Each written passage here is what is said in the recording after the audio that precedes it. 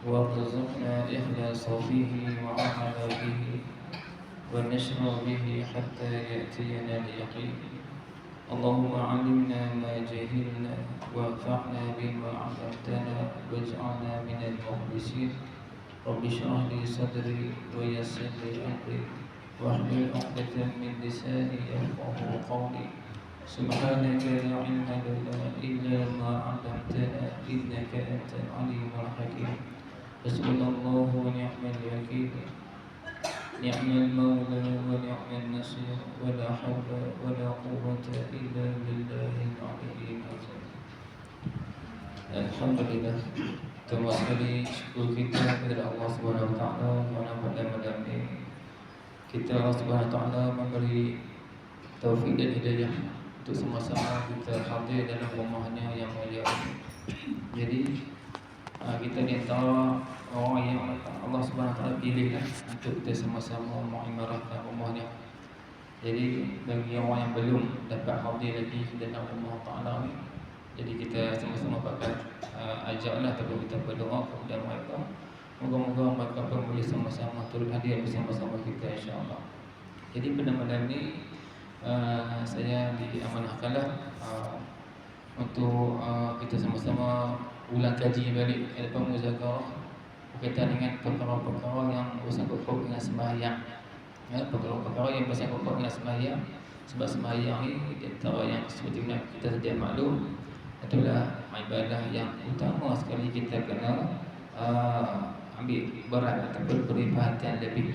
Sebab apa? Sebab di akhirat nanti pertama sekali Allah Ta'ala akan tanya kepada kita adalah sembahyang. Kalau sembahyang tak ada ataupun tak buat ataupun tak sah, jadi hal lain semua tak terpakai. Sedekah pun tak terpakai, kita pergi haji, umrah ke, kita buat apa, hal lain sembahyang tu tak dikira, melainkan kena ambil cara sembahyang dulu sebagai dasar asasnya. Maka tak dapat tidak untuk kita jaga perkara tersebut daripada berlakunya perkara yang kita tak ingini lebih-lebih di akhirat. Sebelum sampai kepada sana, kita eloklah kita ulang kaji balik sembahyang kita. Bagi orang yang dah belajar, mungkin ada di antara kita yang dah tahu tentang kita dengan sembahyang, dah lama dah kita mengaji ni. Cuma eloklah kita ulang kaji balik. Bagi yang dah belajar, kita ulang kaji balik. Bagi yang belum belajar, jadi kita sama-sama belajar supaya kita boleh buat yang terbaiklah, supaya sembahyang kita ni sah dan juga diterima seperti mana yang dikehendaki oleh Allah Subhanahu Wa Taala. Di kitab yang khusus kita akan baca pada malam ini adalah kitab berkaitan dengan sembahyang berjemaah. Sembahyang berjemaah. Adapun asalnya kita kena utamakan sembahyang tu walaupun tak berjemaah pun, yang pentingnya sah tu. Lebih-lebih lagi berjemaah kena lebih sah lah. Sebab berjemaah ni dia ada kelebihan yang besar, tapi walaupun tak berjemaah, kurang-kurangnya kita belajar berkaitan dengan sembahyang dan kita tahu cara macam mana nak melaksanakan sembahyang yang dikehendaki oleh Allah dan Rasul alaihi wassalam. Jadi kita benar-benar ni seperti mana kita dah edarkan tadi, ada beberapa kitab yang kurang lah, yang tak cukup. Jadi kita sama-sama kongsi tengok, ataupun kita yang tak ada kita dengar yang mana yang tak ada kitab kita dengar, insya-Allah. Di kitab ni saya pilih kita dengan tentang sembahyang jemaah. Sebagai pengenalan lah, kitab ni itulah kitab yang dikarangkan oleh almarhum Tuan Guru Haji Abdul Rahman, pengasas Pondok Lubuk Tapong, Kelantan. Jadi dia kalau kita tengok dalam sejarah dia, kita dah kenal adalah dia ni siapa dia? Ulama yang masyhur di Kelantan. Jadi dia ada kitab tentang berkaitan dengan sembahyang berjemaah. Sebab apa? Sebab dia kata zaman dia tu ramai orang yang berjemaah tetapi tak menjaga adab dan tak menjaga syarat-syarat sah jemaah. Terkadang boleh membawakan hilang fadilat jemaah, terkadang boleh membawa kepada batal sembahyang. Kalau tak tahu adab dan cara-cara berjemaah. Sebab itulah dia ambil perhatian tentang perkara ini dan dikarang kitab yang khusus yang kita akan baca ni, supaya masyarakat ataupun kita semualah umat Islam ni dapat mengambil manfaat dan juga dapat memperbetul kembali semua yang kita yang dilakukan selama berjemaah.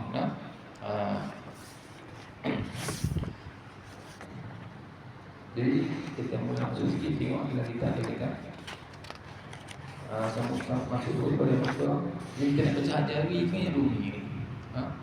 Jadi dua ni, depan belakang tu yang jari, kalau depan yang rumi. Jadi kita yang rumi kan, senang. Yang rumi kan. Tak boleh kita yang rumi sebab bila kita ada biasa dengan rumi kan. Tengok pada muka, buka tu pada muka. Muka 8. Pada muka 8. Soal 8.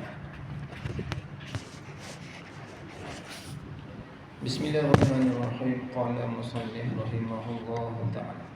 Seperti mana kita sedia maklum dalam pembahas pengajian turus ni, pengajian pondok ni, sebelum kita bermula membaca kitab-kitab yang berkat yang dikarangkan oleh ulama ni, maka menjadi adab dan kebiasaan bagi orang yang biasa mengaji pendidikan pondok BBHJ, kita eloklah kita baca Al-Fatihah sekali. Kita niatlah bacaan tersebut dihadiahkan pahala bacaan kepada pengarang kitab kita ni, khususnya supaya kita dapat keberkatan ataupun manfaat yang nak disampaikan kepada kita jadi baik insya-Allah. Dan juga hadiahlah kepada Rasulullah sallallahu alaihi wasallam dan juga sekalian muslimin muslimat. Al-Fatihah. A'udzu billahi minasyaitonir rajim. Bismillahirrahmanirrahim. Alhamdulillahirabbil alamin. Arrahmanir rahim. Maliki yaumiddin. Iyyaka na'budu wa iyyaka nasta'in. Ihdinas siratal mustaqim. Siratal ladzina an'amta 'alaihim ghairil maghdubi 'alaihim waladdallin. InsyaAllah masuk pada mukadimah kita pada muka 8. Jadi saya baca dalam keadaan yang sederhana lah, taklah perinci macam mana pengajian-pengajian di pondok-pondok di madrasah tu terlalu perinci. Kita tak biasa mengajar di pondok, kita tak faham sebab kebanyakan yang memperincikan perbahasan dalam kitab. Kalau kita baca ringkas sangat pun jadi wagi juga. Jadi kita ambil pertengahan sederhana supaya semua boleh bermanfaat kan? Jadi bismillahirrahmanirrahim. Qala musannif rahimahullahu ta'ala. Tengok mukadimah dia kata bismillahirrahmanirrahim. Alhamdulillahirabbil alamin wassalatu wassalamu ala sayyidina Muhammadin wa ala alihi wa sahbihi ajma'in. Amma ba'du. Ini terjemahan mukadimah kitab. Dia kata Bismillahirrahmanirrahim. Menjadi kebiasaanlah para ulama bila mana memula dan melakukan satu perkara yang baik, maka eloklah dimulakan dengan Bismillahirrahmanirrahim. Setiap perkara yang baik kita nak mula tu, kita jangan lupa baca Bismillah. Kita nak bekerja ke, kita nak makan ke, kita nak buat apa yang baik-baik tu, maka jangan lupa baca Bismillah. Maka di sini dimulai dengan Bismillah sebab kita mula nak belajar ilmu agama. Ataupun bagi musannif, bagi pengarang kitab, dia nak mengarang kitab dia mula dulu dengan Bismillahirrahmanirrahim berdasarkan dengan sabda Rasulullah sallallahu alaihi wasallam, kullu amrin zibalin la yubda'u fihi bi bismillahirrahmanirrahim fa huwa awta'u wa fi riwayatin fa huwa abtaru wa fi riwayatin fa huwa ajzamu. Siapa-siapa yang melakukan satu perkara yang tak dimulakan dengan bismillah, sabdanya Rasulullah SAW, maka pekerjaannya itu tidak ada keberkatan. Eloklah kita baca bismillah sebab kita ambil keberkatan beramal dengan hadis Nabi SAW. Ataupun kata ulama, kalau kita ambil cara yang kedua, kita nak meniru kitab-kitab yang datang daripada langit. Sebab tu kita baca bismillah, sebab apa? Kita tiru apa? Tiru cara susunan kitab yang datang daripada langit. Kitab daripada langit ni ada berapa? Ada 140 buah. Kitab yang mai daripada langit, artinya mai daripada Allah Ta'ala. Bukan waktu di langit tak, maksudnya datang daripada Allah Ta'ala, ada 140 buah. Yang semuanya wajib kita tahu tu 4 buah sajalah. Dan ada lagi 100 tu orang panggil suhuf, lembaran-lembaran yang tak banyak sangat, kita punya helaian dia. Maka semua suhuf-suhuf dan juga kitab-kitab dahulu bermula dengan bismillah. Kitab apa pun, kitab Al-Quran lebih lagi lah, kitab Taurat, kitab Injil, Zabur, kitab lain-lain tu, suhuf-suhuf, maka semua bermula dengan bismillah. Jadi sebab itulah kita beramal dengan bismillah di permulaan pekerjaan kita ni, supaya kita dapat keberkatan, meniru kita-kita yang terdahulu, tu berkaitan dengan permulaan baca bismillah. Terjemahnya bismillahirrahmanirrahim, dengan nama Allah yang amat pemurah lagi amat mengasihani. Dengan nama Allah yang amat pemurah lagi amat mengasihani. Allah ni sangat pemurah dan juga sangat mengasihani. Maka Ar-Rahman tu sifat bagi Allah, Allah yang sangat pemurah. Maksud pemurah tu apa? Bila kita kata pemurah Allah ni, dengan makna memberi nikmat tak kira siapa, tu pemurah. Bagi nikmat, Allah telah beri nikmat kepada siapa-siapa hamba dia yang ada di alam ni, dia tak kira siapa, orang kafir ke, orang beriman ke, semua dia bagi, itu pemurah. Kalau pilih-pilih tak pemurah, maka Ar-Rahman ni sifat bagi Allah. Tetapi Ar-Rahim tu dia khusus untuk orang Islam sahaja. Makna Rahim tu khusus untuk orang Islam sahaja. Adapun Rahman dia umum. Allah yang pemurah bagi tak kira siapa. Kalau Rahim ni, Allah yang bersifat Rahim dengan mana apa? Itulah Allah Ta'ala berbuat baik kepada hamba-Nya yang beriman, dengan makna memasukkan ke dalam syurga. Termasuk Rahim. Berbuat baik bukan makna pengasihani, ya. Kalau pengasihani itu kita kurang sikit, kurang tepat makna terjemahan dah. Dengan terjemah Allah tu yang amat pemurah lagi amat mengasihani. Maksud mengasihani itu kena terjemah lagi. Itulah dengan makna berbuat baik. Allah tu yang berbuat baik kepada kita. Sebab lazim daripada mengasihani itu dia akan buat baik. Sebab apa tadi terjemah mengasihani? Sebab mengasihani itu sifat yang apa? Yang lekeh. Lekeh macam mana? Sifat yang rapuh. No? Mengasihani ni kita apa ada sifat kasih. Kita kasih kepada anak-anak kita, kasih kepada keluarga kita sebab apa? Sebab ada benda yang menekan kita supaya kita rasa kasih. Dia merontun hati kita rasa kasih. Maka Allah dia bukan macam tu, tidak ada benda yang boleh merontun dia supaya kasih sama apa tidak ada. Melainkan dengan mana mengasihani di sini dengan mana berbuat baik. Allah tu bersifat dengan Rahim, yang mana berbuat baik kepada hamba-Nya yang beriman dengan caranya memasukkan hamba-hamba ke dalam syurga. Termasuk Rahim. Asal mereka lah kita tak benci sangat sebab kita ambil mafhum daripada kitab ke depan. Kemudian terjemahan Alhamdulillahirabbil alamin. Segala puji-pujian itu bagi Allah Taala. Siapa Allah Tuhan Rabbil alamin, itulah yang mentadbirkan sekalian alam. Segala puji bagi Allah. Bila sebut kita segala ni banyaklah. Segala puji. Tapi tak banyak orang pun, ada 4. Empat ini puji. Jadi kita kata Alhamdulillah tu artinya kita puji Allah. Siapa puji? Kita. Siapa kita ni? Makhluk puji Allah. Atau kita panggil hadis puji yang qadim, makhluk puji Allah. Tapi kalau Allah puji makhluk, boleh ke tak? Boleh juga. Makhluk puji Allah, puji makhluk tu apa? Allah puji nabi-nabi dia, puji para-para wali dia, puji para-para malaikat dah, puji makhluk. Ataupun Allah Ta'ala puji Allah sendiri, dia puji dia sendiri pun dia juga. Ataupun makhluk puji-puji sama makhluk, kita puji kawan-kawan kita pun nama dia puji juga. Maka 4 ini puji tu kembali kepada Allah Ta'ala semua sekalian. Satu pun bukan milik makhluk lah. Yang pertama kita puji sama-sama kita. Yang kedua kita puji Allah Ta'ala. Yang ketiga Allah puji hamba dia. Yang keempat Allah puji dia sendiri. Maka semua 4 ini puji itu kembali kepada dia. Itu maksud Alhamdulillah. Kita kata Alhamdulillah, artinya 4 ini puji itu hak Allah belaka, bukan hak kita. Sebab Allah Tuhan sekalian alam lah. Yang kata alam ni apa? Alam ni mahasiswa Allah. Perkara yang lain daripada Allah dipanggil alam. Allah bukan alam. Selain daripada Allah semua alam belaka. Itu maksud alam. Kemudian wassalatu wassalamu ala sayyidina Muhammad. Bermula salawat dan salam itu kita minta turunlah ke atas penghulu kita Nabi Muhammad sallallahu alaihi wasallam. Salawat dan salam. Apa solat? Kita kata kita bersolawat. Solawat tu apa? Kita mohon rahmat ke atas Nabi kita. Itu bersolawat. Kita buat majlis selawat ke, kita bersolawat. Apa solawat? Selawat ni kita minta rahmat kepada Nabi kita Muhammad SAW. Maka Dia ikut nisbah. Dalam Quran Allah Ta'ala firman, innallaha wa malaikatahu yusalluna 'alan nabi ya ayyuhallazina amanu sallu 'alaihi wa sallimu taslima. Allah dan para malaikat pun turut berselawat ke atas Nabi SAW, dan kita pun Allah suruh berselawat ke atas Nabi. Apa maksud selawat? Nisbah kita ni adalah kita berdoa ke atas Nabi kita sallallahu alaihi wasallam.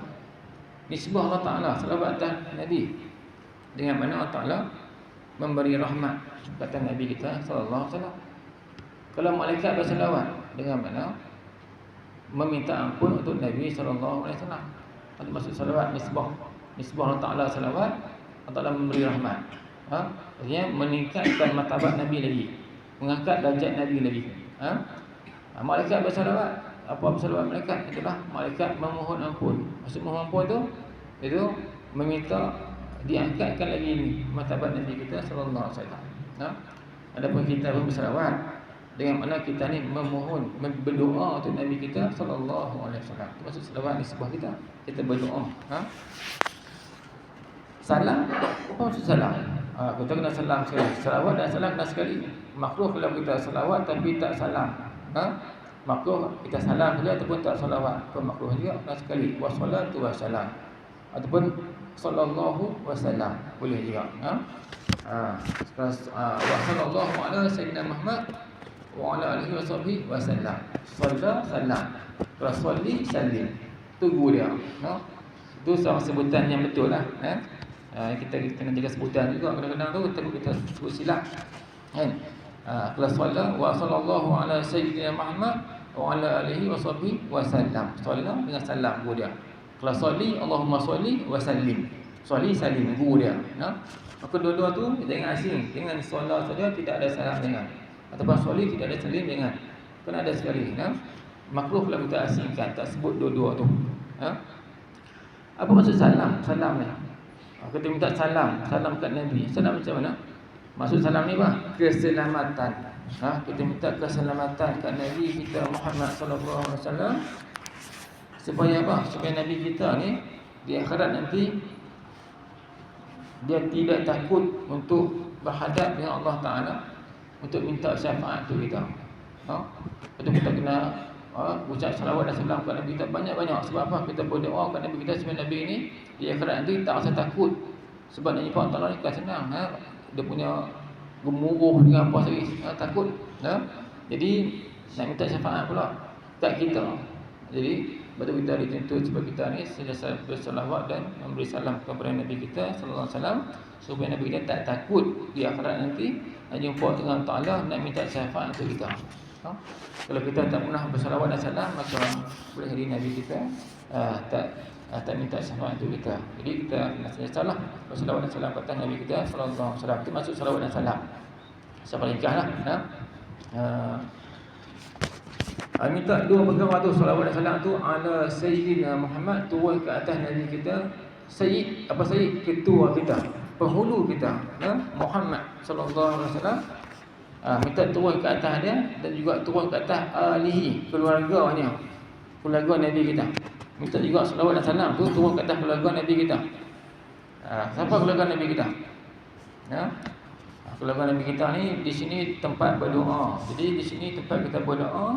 Sebab ada juga keluarga dalam masalah zakat.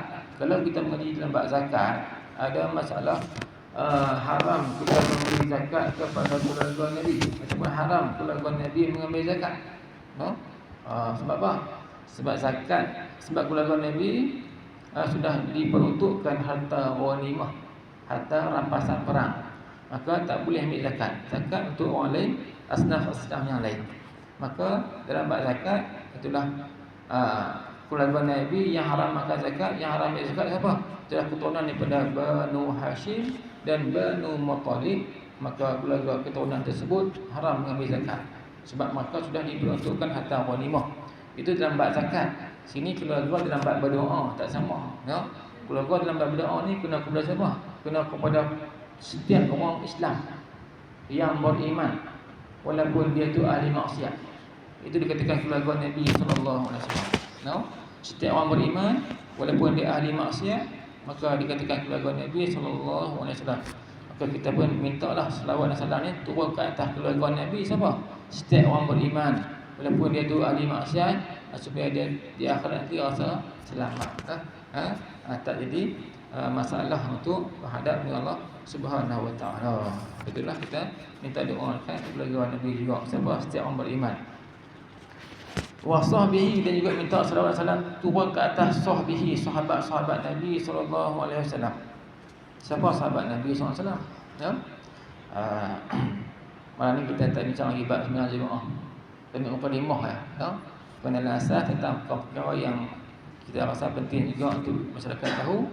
Di antaranya perkara akidah. Akidah perkara yang nak menjaga kita ni Islam kekal sampai mati. Akidah. Di antaranya kita kena beriman dengan Nabi, beriman dengan Allah Ta'ala, dan juga sahabat-sahabat dan keluarga-keluarga dia. Wajib kita kena mengakui setiap perbuatan mereka, dan kita kena terima mereka. Sebab ada juga golongan yang menolak sahabat, tak ikut sahabat. Ada juga Syiah ya, mereka beriman dengan Allah, beriman dengan Rasul, tapi tak terima sahabat, sahabat tak mau ikut. Tu tak sempurna juga.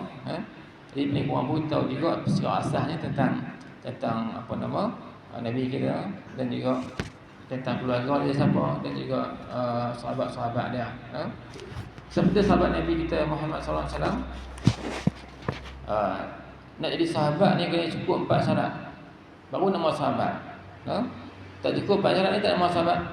4 syarat. Apa dia? Yang pertama, syarat pertama nak panggil sahabat, masalah dia tu hidup semasa, sezaman dengan Nabi kita sallallahu alaihi wasallam. Ketika Nabi hidup, dia pun hidup juga. Macam kita ni tak hidup, tak ada lah kan. Semasa, sezaman. Yang kedua, dah sezaman dah, beriman dengan Nabi sallallahu alaihi wasallam. Sebab ada juga orang yang hidup zaman Nabi tapi tak beriman. Jumpa Nabi hari-hari, kadang-kadang belaga bau hari-hari, tapi tak beriman. Bukan sahabat. Sebab tak ikut syarat dia apa? Dia tak beriman. Nama sahabat ni pertama hidup zaman Nabi SAW. Yang kedua, dia beriman dengan Nabi SAW. Yang ketiga, dia pernah bertemu dengan Nabi SAW, pernah jumpa, pernah tengok Nabi. Sebab ada juga orang yang hidup zaman Nabi, beriman dengan Nabi, tapi tak pernah jumpa Nabi. Jauh di Yaman, Nabi duduk di Mekah kan? Raja Najasyi, Raja Ethiopia, beriman di bawah sahabat Sayyidina Ja'far. Sepupu Nabi SAW ketika mana di Mekah dulu ni, peperangan berlakunya penindasan terhadap Islam sebelum hijrah tu, maka Rasulullah suruh sahabat-sahabat dia yang bilangan sedikit, yang tak ramai ketika tu, suruh berhijrah sementara di negeri Habasyah. Habasyah tu Ethiopia lah ni. Minta perlindungan dengan raja tersebut, Raja Najasyi. Kemudian sampai di sana, raja tersebut beriman dengan apa yang dicontohkan oleh sahabat-sahabat tadi, yang diketuai oleh Sayyidina Ja'far, sepupu Nabi sallallahu alaihi wasallam. Sayyidina Ja'far ni contohlah tentang kami ni, dah hidup kami ni dulu ni hidup zaman jahiliyah, sembah tokong apa semua ni. Maka diutuskan Rasul kepada kami beriman dengan dia. Maka dia dapat tahu kepada Raja Najasyi, dia terus beriman. Pasal apa? Sebab dia ahli kitab. Dia orang yang beriman dengan kitab juga, kitab-kitab dahulu. Bila dia tahu tentang telah munculnya Nabi kita ni, dia terus beriman. Maka dia tak ada jumpa dengan Nabi, dan dia pun wafat bila beriman tu terus meninggal. Maka itu tak nama sahabat ni tu. Itu dipanggil istilah lain pula.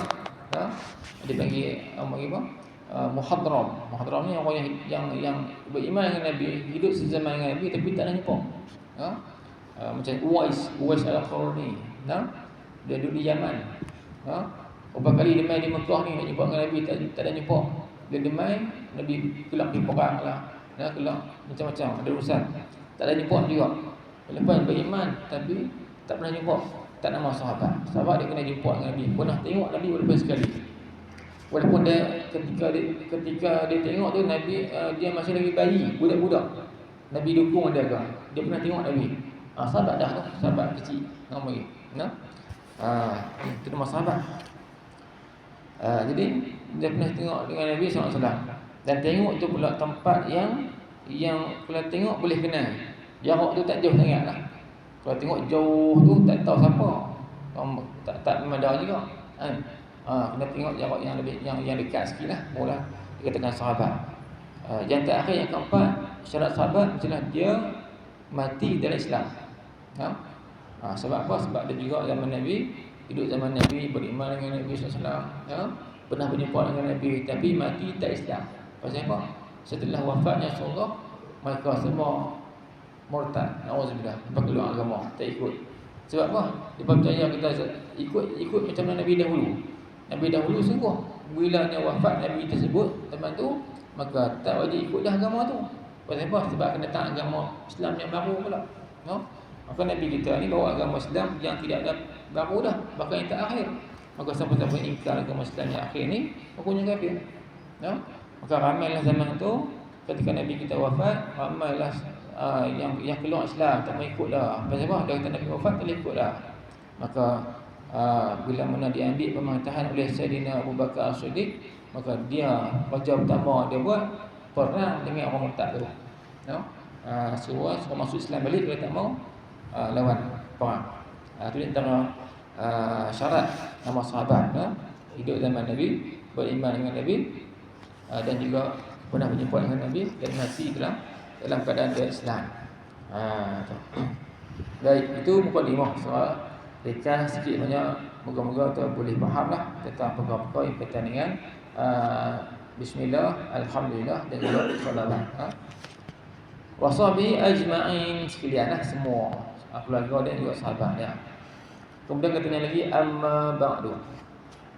Adapun kemudian daripada itu, lepas dia baca bismillah, lepas dia puji Allah, lepas dia selawat tu, lepas tu maka tak kala melihat hamba ni pengarang kita ni, Tuan Guru Haji Abdul Rahman, pengasas pondok Lubuk Tampuk, Kelantan. Lebih kurang 1 tahun lebih lah. Wafat dia dah tahun 1920-an, lama dah. Itu yang baru-baru, lama yang lama juga lah. Cucu dia tu mantan mufti wilayah yang sebelum ni, apa nama? Dr. Luqman tu, cucu dia kan. Jadi dia kata, maka tak kala melihat hamba akan setengah saudara-saudara hamba. Dia tengok setengah sebahagian saudara-saudara dia yang menunaikan sembahyang berjemaah pada setengah-setengah tempat lah. Hal keadaannya saudara tu meninggal mereka itu akan ada adab baginya yang sembahyang jemaah. Ramai tengok zaman dia dulu ni, orang Islam yang sembahyang berjemaah di masjid, di surau-surau ke di mana-mana ke, yang mana mereka ni banyak meninggalkan adab-adab sembahyang jemaah. Bila meninggalkan adab, terkadang boleh membawa kepada hilang fadilat jemaah, ataupun terkadang boleh membawa kepada tak sah sembahyang. Maka sebab itulah dia ambil inisiatif ni, ambil peluang ni, jarang kita supaya dapat sebatlah macam mana kaifiat sembahyang jemaah yang betulnya, supaya semua boleh manfaat, dapat pahala seperti benar yang disampaikan oleh Rasulullah 27 ganjaran tu, ataupun dapat kelebihan yang lain lah. Maka dia usaha sekarang kitab ni supaya dapat manfaat kepada saudara-saudara Islam dia. Tujuannya teman-teman kita lah ni tak tahu lah. Teman dia dulu ni tahun 1920-an, 1930-an dulu ni mengarang kitab ni. Waktu itu masih lagi Islam ni diperintah oleh Islam memerintah dunia. Dulu tu sebelum sampai kepada tahun 1924, itu pokoknya jatuh kerajaan Islam dunia. Kerajaan Utsmaniyah Turki jatuh. Dulu sebelum tu Islam perintah dunia, mula pada zaman Rasulullah sampai 1934 Islam perintah. Mula-mula berpusat di Baghdad, Iraq, kerajaan Abbasiyah, kemudian pindah ke Turki Utsmaniyah, maklumlah tu. Tapi sekarang sudah bergerak kepada mana? Perintah dunia, kepada Eropah. Sudah Amerika pula perintah dunia lah ni. Islam jatuh. Islam tidak ada kekuatan dah, Islam dah lemah. Sebab apa? Sebab orang Islam sendiri yang meninggalkan undang-undang ataupun hukum Islam, tak beramal dengan Islam yang sebenar. Jadi Islam pun lemah lah. Baik, jadi tanda akhir zaman semua juga. Akhir zaman semua ni di antaranya Islam akan makin hari makin nipis sebab ramai orang tak mau belajar Islam lah. Tanda akhir zaman semua, tanda nak kiamat semua. Jadi yang kita ni dia usaha dia di kalangan kita supaya saudara-saudara dia dapat sembahyang berjemaah secara yang betul lah, dapat manfaat, dapat ganjaran dan juga sah sembahyang dia. Maka dia kata maka bergerak fikiran hamba lah. Dia pun bergerak fikiran, dia pun berfikir akan menulis satu risalah yang menyatakan ia risalah akan setengah-setengah adab. Dia pun usahalah karang satu risalah dia, cerita tentang adab-adab yang tertentu baginya, yang khusus baginya sembahyang jemaah ni. Moga-moga dapat manfaat. Moga-moga boleh diperbetulkan kembali kita ni supaya sembahyang dalam dapat pahala yang mana disabdakan Rasulullah dan juga dapat sah sembahyang kita. Terkadang sembahyang berjemaah tetapi tak sah, ada juga kan. Sebab apa? Di antaranya orang panggil apa? Nak dapat takbiratul ula, contohlah yang kita selalu dijumpa, dia takbir bersama imam. Imam baru dia Allah, dia Allah dah. Mula dah. Itu tak sah lah. Tunggu bagi imam bar dulu. Allahu Akbar, baru boleh mula. Allahu Akbar. Imam Allah, dia pun Allah dah, mula dah. Itu tak sah lah. Itu orang yang penyebab bukan dekat tak dapat pahala, tak sah terus. Tak sah. Itu contohlah yang katanya tak tahu cara menyebabkan tak terpakai langsung kan. Okey. Adapun yang hilang pahala, macam hilang pahala. Tadi yang kira apa? Yang kira tak sah langsung. Ada juga yang buat menyebabkan hilang pahala. Macam mana? Sembahyang sah tapi pahala tak ada. Pahala jemaah tak ada. Pahala sembahyang ada, haji jemaah tak ada. Yang mana Nabi kita 27 ganjaran tu tak ada. Macam mana? Imam rakaat Allahu Akbar, imam tak sampai mati dia mula dah. Pun dia juga kan. Imam dah sami Allah, imam baru duduk gilam gerak jalan sami Allah, dia gerak dah. Semua imam. Makruh. Bila makruh tak ada solat jemaah. Tapi imam tak batal nak. Imam nak rakaat Allah, baru turun dia mula dah. Allah ikut imam. Imam tak sampai dia sampai dah. Ataupun sama-sama imam sampai dia sampai juga. Pun dia juga. Ada juga macam tu. Kan? Tu yang kata tu. Akan datang selepas kita akan bincang benda-benda tu. Dia kena bagi imam buat dulu. Imam berhenti dulu, kalau rukuk mati dah. Barulah dia boleh mula. Allahu Akbar. Imam i'tidal, sami Allahu liman hamidah. Imam mati dah, baru boleh angkat. Sami Allahu liman hamidah. Bagi imam tak mati, jangan bergerak. Kalau mula bergerak, hilang solat jemaah. Tak. Sebab jemaah ni kan, jemaah ni kena sembahyang mengikut imam. Mengikut imam, bukan sembahyang bersama-sama imam. Faham tak? Bila kita ikut, imam kena buat dulu. Kita boleh buat. Akan datang lepas kita akan perincikan bab tu. Semua sebagai selingan peringatan untuk kita. Okey apa? Belajar apa je? Tak boleh. Tak boleh apa?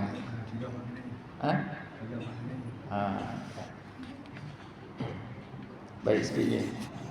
Itu kita sini tujuan di kalangan kita ni nak bagi kita ni saudara-saudara Islam ni dapat tahu lah sembahyang yang betulnya macam mana, yang menjaga adab supaya sembahyang kita tu diterima dan sah. Dia dapat pahala yang dijanjikan.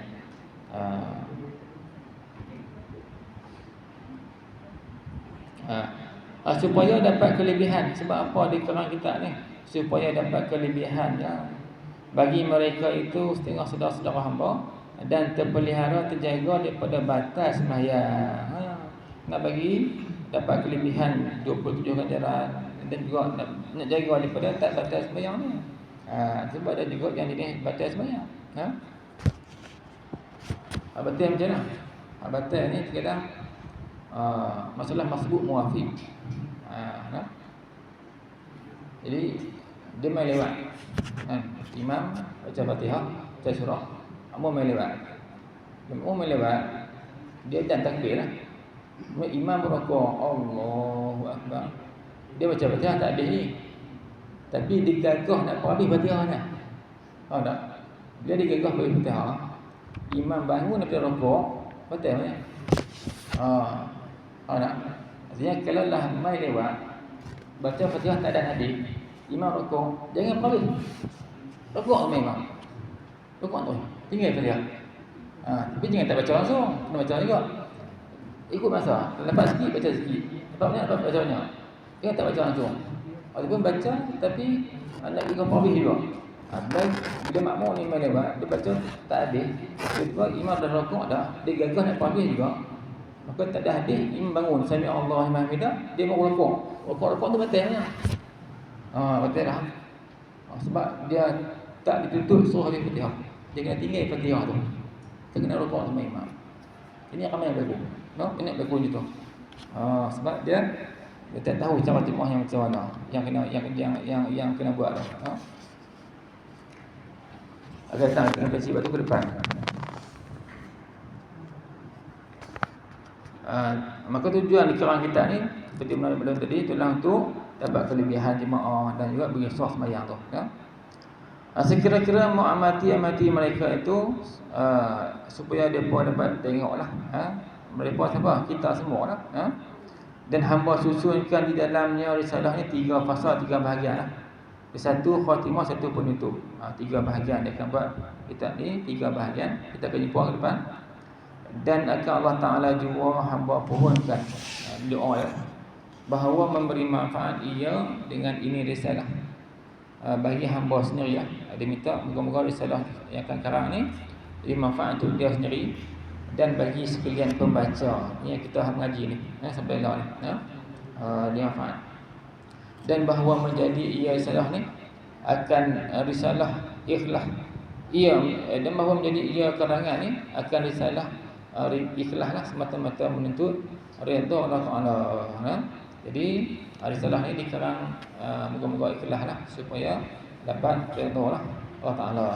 Kadang-kadang kalau karang kita dalam keadaan tak ikhlas pun tak sempurna juga, itu dia minta doa supaya kita dapat manfaat dan juga kita dapat beramal dengan baik, serta dia pun dapat manfaat untuk dia sendiri dan juga dapat redha Allah Ta'ala.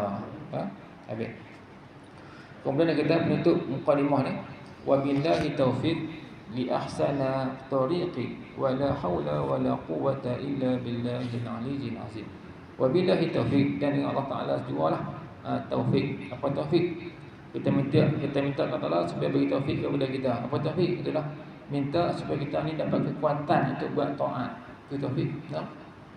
Ada hidayah, banyak dapat hidayah, cuma taufik tu tak ada. Hidayah dapat, tahu Islam, kenal Islam, tahu sembahyang ni wajib tapi tak buat juga. Tak dapat taufik, cuma ada hidayah saja. Maka kita minta hidayah dan taufik supaya kita dapat buatlah segala perintah Allah. Li ahsana tariqin, bagi jalan, bagi sebaik-baik jalan, jalan menuju Allah. Kita minta kepada Allah supaya Allah beri taufik. Taufik apa? Taufik sebaik-baik jalan. Jalan apa? Jalan untuk menuju kepada dia. Jadi kita ni tak tahu jalan nak pergi ke mana. Kalau Islam tak mai kepada kita, kita pun tak tahu pergi ke mana. Maka Islam lah yang sebagai jalan yang terbaik sekali untuk kita ikut supaya dapat ikut dapat sampai kepada tempat kesudahan yang baik, Islam lah. Wala haula wala quwwata illa billahil aliyyil azim, dan tidak ada haul, tidak ada daya, upaya, kekuatan untuk buat taat, dan tidak ada kekuatan untuk meninggalkan maksiat melainkan dengan pertolongan Allah Ta'ala yang maha tinggi pangkat dan juga yang maha azim, yang maha besar kedudukan dan sebagai Tuhan. Itulah doa untuk kita. Jadi sebenarnya untuk malam ni kita baca mukadimah dulu, mengenal asas dan juga sedikit banyak tentang kaitan dengan Rasul-Rasul, kaitan dengan sahabat-sahabat. Moga-moga hari ini sampaikan tadi kita boleh ambil manfaat lah, dan kita akan masuk pada bicarakan tentang masalah sembahyang berjemaah ni pada mungkin dalam 2-3 muka lagi kot, sebab ke depan lepas ni kita datang pula kaitan kelebihan dulu. Contoh kelebihan sembahyang berjemaah ni macam mana, apa kedudukan dia. dapat apa maknanya. Kadang-kadang orang kata jemaah dapat di mana? Jadi yang kata Nabi kita SAW janji kita nak bagi apa nama 27 ataupun 25 orang kenderaan tu, duduk di mana kenderaan tu? Duduk di setiap rukun fi'li, ya. Setiap rukun, apa kali? Rukun rokok. Jadi kalau kita rokok sempurna bersama imam dapat 27. Lepas tu i'tidal sempurna bersama imam dapat lagi 7. Lepas tu sujud pula sempurna dapat lagi 7. Setiap rukun fi'li tu 27 kenderaan. Ya. Bukan keseluruhan sembahyang, ya. Bukan ada satu sembahyang Zuhur ni berjemaah dapat 27. Balik dapat 27. Baik tu. Ya. Setiap rukun fi'li. Ya. Kalau kita rukuk, imam rukuk Allahu Akbar, kita pun Allahu Akbar. Cukup syarat jemaah dapat 27. Imam pula sami Allahu liman hamidah, kita ikut sami Allahu liman hamidah dapat 27. Imam sujud pula Allahu Akbar, kita pun Allahu Akbar. Ikut apa nama syarat dah dapat 27. Itu setiap rukun satu sampai habis. Jangan tengoklah, no? Bukan kata semua satu sembahyang tu mula pada awal habis bila berjemaah dapat 27. Itu dulu faham itu lah. Itu budak-budak tu. Bila kita mengaji ni pun dia cerah sikit kan. Ya.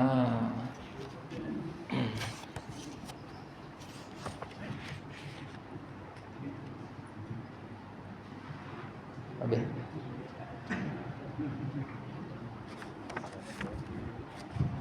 Termasuk tajuk kamu fasal yang pertama wallahu alam lah pada menyatakan hukum sembahyang berjemaah dan kelebihan dia. Katakanlah kita macam pertanyaan, apa hukum jemaah ni? Dan juga apa kelebihan dia? Dapat apa? Apa hukum dah wajib ke, sunat ke, harus ke, macam mana ke? Kita macam tentang hukum sembahyang jemaah dan juga kelebihan dia. Wallahu alam lah.